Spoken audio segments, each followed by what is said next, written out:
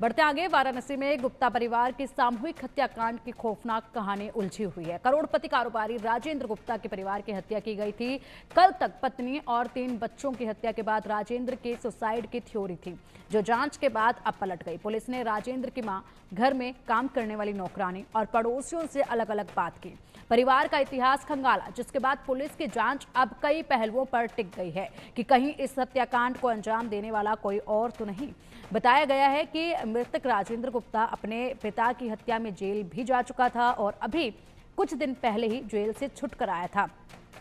सूत्रों से मिली जानकारी के अनुसार पुलिस ने कुछ लोगों को हिरासत में लिया है, जिसमें राजेंद्र गुप्ता का भतीजा भी है, जबकि एक अन्य भतीजे का मोबाइल फोन स्विच ऑफ बताया जा रहा है।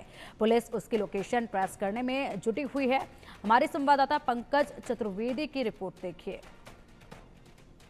भेलपुर थाना क्षेत्र के भदैनी में सामूहिक हत्याकांड को जिसके ऊपर आरोप था, उस आरोपी की भी संदिग्ध अवस्था में लाश मिलने के बाद से पूरी सनसनी फैल गई, क्योंकि पूरा का पूरा परिवार साफ हो गया। और हमारी जो मौजूदगी उसी स्थान पे है जहां पे चार हत्याएं हुई थीं। और ये हत्या जो थी जो है माँ और उसके 3 बच्चों की हत्या हुई थी, जिसमें 2 बेटे और 1 बेटी थी।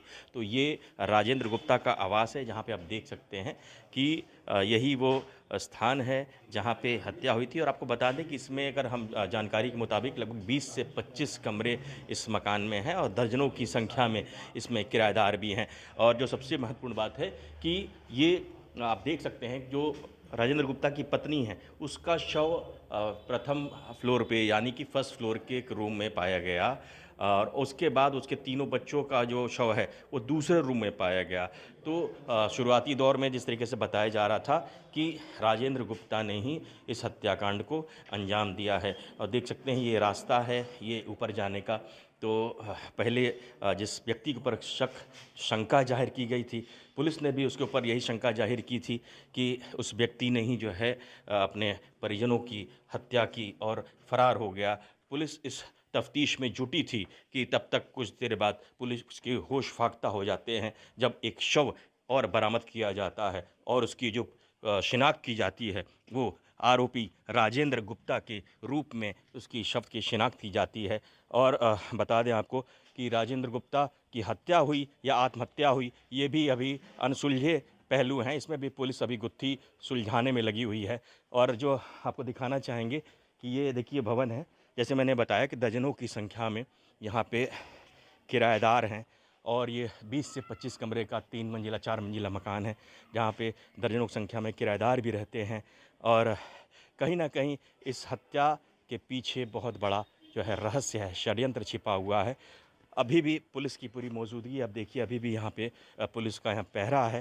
जिस तरीके से जघन्य हत्याकांड हुआ है उसको देखते हुए बनारस की कमिश्नरेट पुलिस भी दहल उठी है। और तमाम जो आला अफसरान हैं इस गुत्थी को सुलझाने में लगे हैं कि जिस तरीके से जिसके ऊपर हत्या का आरोप था उसका भी शव मिलना कहीं ना कहीं शंका को और जो है पुष्ट करता है। क्योंकि बताना चाहेंगे आपको कि उसके शव में जो मिला है उसमें उसके कनपटी पे एक गोली लगी है, उसके एक सीने पे गोली लगी है और वहाँ पे कोई असलहा नहीं बरामद हुआ है। तो वो भी एक बहुत बड़ा रहस्य छुपा हुआ है, क्योंकि आत्महत्या करने वाला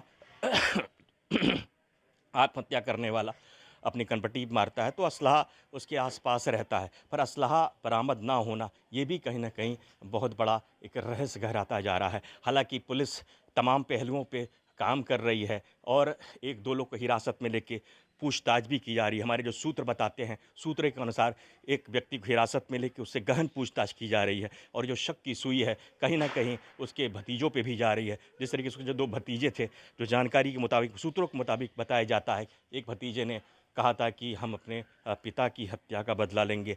पहले आपको बता दें कि मृतक राजेंद्र गुप्ता के ऊपर यह भी आरोप था कि उसने संपत्ति विवाद में अपने पिता की भी हत्या की थी, उनके गार्ड की हत्या की थी। उसके अलावा अपने छोटे भाई और उसकी पत्नी की भी हत्या करवाई थी। तो उसको भी पुलिस जो है जोड़ के देख रही है। जहाँ तक रही बात तंत्र की, बात आ रही थी कि किसी तांत्रिक कहने पर उसने हत्या की, अभी इसकी कहीं कोई पुष्टि नहीं हो पा रही है, ना ही और कोई अवैध संबंध की बात अभी सामने आ रही है। इन तमाम पहलुओं पे पुलिस जो है काम कर रही है। अब देखने वाली बात होगी कि किस तरीके से जो है पुलिस उस तथ्य तक पहुंचती है। और रही बात उनकी माताजी की, तो माताजी ने भी कहा है कि हमारा बेटा जो है ऐसा नहीं था, घर में सब कुछ ठीक-ठाक था, किसी प्रकार की कोई आर्थिक समस्या नहीं थी। जैसे हर घर में रहता है वैसे ही रहता है। हालाँकि हमने उनकी माँ से संपर्क करने का प्रयास किया, पर जिस तरीके से पूरा का पूरा परिवार जो है एक पल में साफ़ हो गया, उसके हिसाब से उनकी माँ अभी बात करने की स्थिति में नहीं है और उनसे संपर्क नहीं कर पाया हूँ। तो निश्चित तौर पे ये बहुत ही गहरा एक षड्यंत्र के तहत ये सामूहिक हत्याकांड को अंजाम दिया गया और जिसके ऊपर हत्या का आरोप लगा था, उसका भी शव संदिग्ध अवस्था में पाया गया। तो ये कहीं न कहीं बहुत बड़ा षड्यंत्र है। अब देखने वाली बात ये होगी कि बनारस की कमिश्नरेट पुलिस इस रहस्य से कब पर्दा उठाती है और हत्यारों को कब जो है जेल के सलाखों के पीछे भेजती है। इंडिया न्यूज़ के लिए बनारस से पंकज चतुर्वेदी।